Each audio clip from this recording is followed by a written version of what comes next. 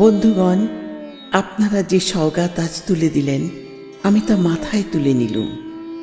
আমার সকল তনু মন প্রাণ আজ বীণার মতো বেজে উঠেছে।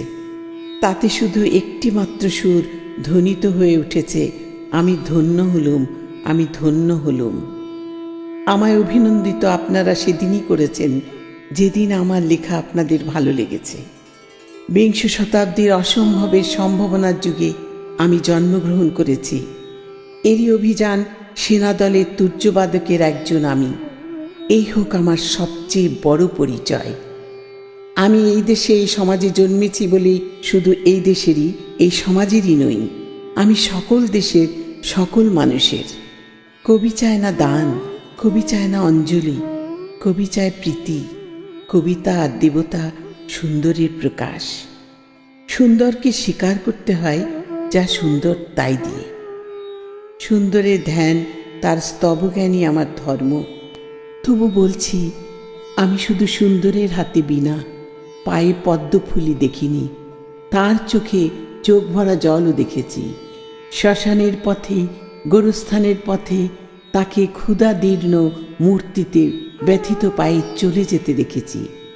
যুদ্ধভূমিতে তাকে দেখেছি, কারাগারের অন্ধকূপে তাকে দেখেছি, ফাঁসির মঞ্চে তাকে দেখেছি। আমাকে বিদ্রোহী বলে খামাখা লোকের মনে ভয় ধরিয়ে দিয়েছেন কেউ কেউ। এই নিরীহ জাতটাকে আছড়ে কামড়ে তেড়ে বেড়ানোর ইচ্ছা আমার কোনো দিনই নেই। আমি বিদ্রোহ করেছি, বিদ্রোহের গান গেয়েছি, অন্যায়ের বিরুদ্ধে, অত্যাচারের বিরুদ্ধে। যা মিথ্যা, কলুষিত, পুরাতন, পচা, সেই মিথ্যা সনাতনের বিরুদ্ধে, ধর্মের নামে ভণ্ডামি ও কুসংস্কারের বিরুদ্ধে। কেউ বলেন আমার বাণী জবন, কেউ বলেন কাফের। আমি বলি ও দুটোর কোনোটাই নয়।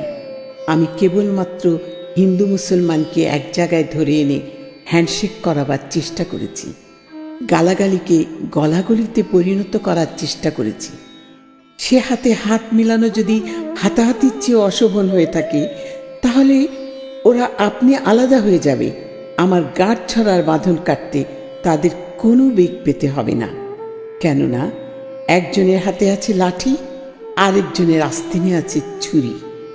হিন্দু মুসলমানের দিনরাত হানাহানি, জাতিতে জাতিতে বিদ্বেষ, যুদ্ধ বিগ্রহ, মানুষের জীবনে একদিকে কঠোর দারিদ্র, ঋণ, অভাব, অন্যদিকে লোভী অসুরের যক্ষের ব্যাংকে কোটি কোটি টাকা পাষাণ স্তূপের মতো জমা হয়ে আছে। এই অসম্য ভেদগান দূর করতেই আমি এসেছিলাম।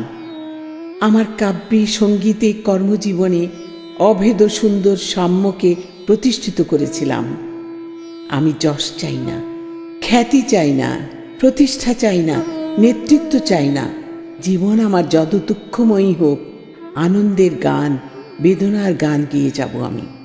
দিয়ে যাব নিজেকে নিঃশেষ করে সকলের মাঝে বিলিয়ে।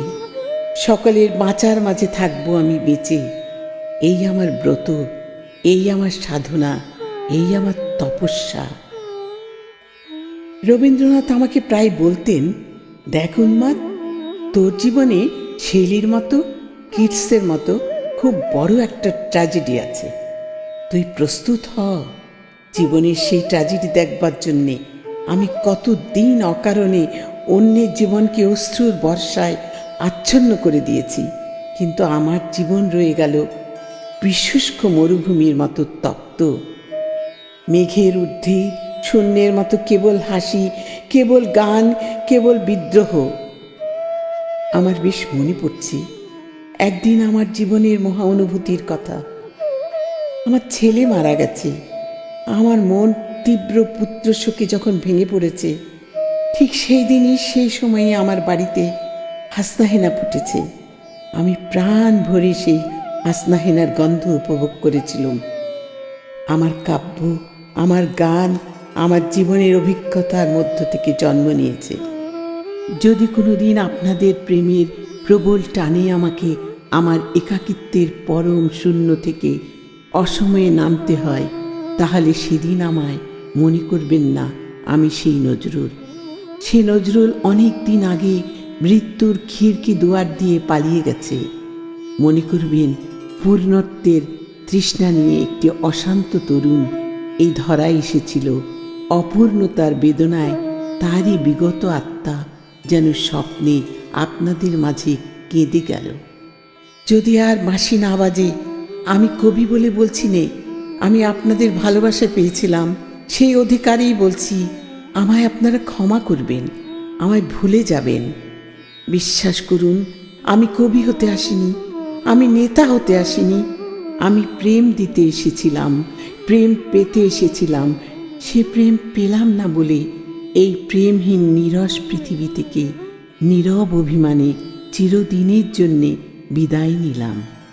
যেদিন আমি চলে যাব, সেদিন হয়তো বড় বড় সভা হবে, কত প্রশংসা, কত কবিতা বেরোবে হয়তো আমার নামে। দেশপ্রেমিক, ত্যাগী, বীর, বিদ্রোহী, বিশেষণের পর বিশেষণ। টেবিল ভেঙে ফেলবে থাপ্পড় মেরে বক্তার পর বক্তা। এই অসুন্দরের শ্রদ্ধা নিবেদনের শ্রাদ্ধ দিনে বন্ধু, তুমি যেন যেও না। যদি পারো চুপটি করে বসে আমার অলিখিত জীবনের কোনো একটা কথা স্মরণ করো। তোমার ঘরের আঙিনায় বা আশেপাশে যদি একটি ঝরা পায়ে পেশা ফুল পাও, সেটিকে বুকে চেপে বলো, বন্ধু, আমি তোমায় পেয়েছি। তোমাদের পানে চাহিয়া বন্ধু আর আমি জাগিব না। কোলাহল করি সারা দিনমান, কারু ধ্যান ভাঙিব না। নিশ্চল নিশ্চুপ আপনার মনে পুরিব একাকী গন্ধ বিধুর ধূপ।